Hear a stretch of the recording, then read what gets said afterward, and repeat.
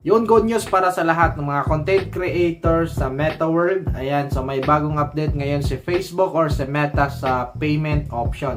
Ayan, so pwede na nating ma-withdraw yung earnings natin sa ating monetization earnings kahit ito pa ay $25. So dati kasi kailangan mag-reach tayo at least $100.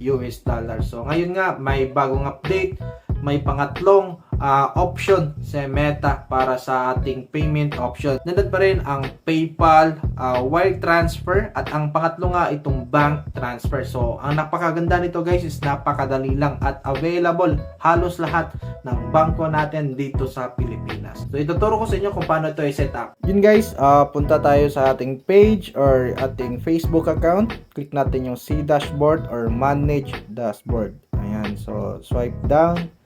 Dito makikita natin yung monetization at sa baba nito ay yung payout. Click lang natin yung payout. Tapos makikita natin dito sa may bandang itaas na bahagi, right top corner. Ayan, itong settings. Tap natin. Yun. So dito meron na tayong payout method. Pero ang gagawin ko dito is try natin i-set up or baguhin ito. So gagawa natin ng update. Ayan, so tap natin yung update. Yun. So kung makikita natin dito, tatlo na nga yung pwede nating pagpilian sa payout method.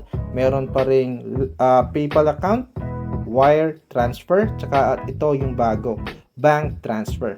So ang nakasabi dito, earn a minimum of only $25 and get paid in your local currency.